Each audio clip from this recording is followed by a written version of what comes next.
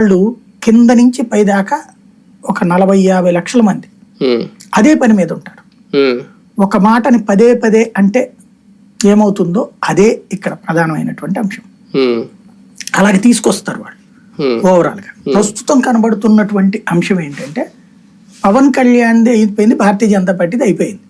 ఇప్పుడు పవన్ కళ్యాణ్ ముందున్నటువంటి పరిస్థితి, ఇప్పుడు తను గనక అంటే ఇప్పుడు 24 స్థానాలు ఇవ్వడం అన్నటువంటిది ఒకటి సామాజిక వర్గంలో అసంతృప్తి ఉంది, కేడర్లో అసంతృప్తి ఉంది. ఇది ఒక ఎత్తు. దానికి తోడు వస్తున్న వాళ్ళందరూ ఇంతవరకు పార్టీని నమ్ముకున్న వాళ్ళు, పార్టీ కోసం కష్టపడ్డోళ్ళు కాదు. ఇప్పుడు ఎంపీ సీట్లు బాలశౌరి అయినా సానా సతీష్ అని వీళ్ళిద్దరు ఈయనకి సంబంధించిన వాళ్ళు కాదు కదా.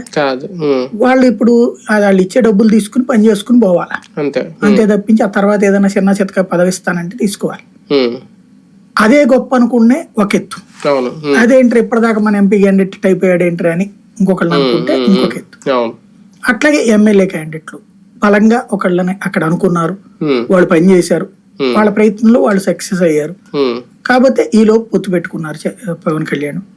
పొత్తు కాబట్టి కొంత త్యాగానికి సిద్ధంగా ఉంటారు. కానీ 24 అనేటప్పటికి మాక్సిమం అసంతృప్తి, సీఎం లేదనడం ఇంకొక అసంతృప్తి, 10 ఏళ్ల పొత్తు అనడం మరింత అసంతృప్తి, లాంగ్ టర్మ్. ఇది తెలుగుదేశం వాళ్ళకి కూడా నచ్చల. తెలుగుదేశం పార్టీకి ఇప్పుడు దాని ఇంపాక్ట్ ఏముంటది అంటే గ్రౌండ్ లెవెల్ సైకలాజికల్. మీరు ఆలోచించండి. ఫర్ ఎగ్జాంపుల్ నాదెళ్ల మనోహర్ ఉన్నాడు, పవన్ కళ్యాణ్ అదే సరే అక్కడ ఆలపాటి రాజా ఇంతకుముందు ఎమ్మెల్యే మొన్నటిసారి ఓడిపోయాడు. ఈ ట్రిప్ ఆలపాటి రాజా అక్కడ నాదెళ్ల మనోహర్ని గెలిపించారు అనుకోండి, 10 ఏళ్ల పొత్తు అన్నప్పుడు నెక్స్ట్ ట్రిప్ ఇతనికి సీట్ ఎందుకు ఇస్తారు?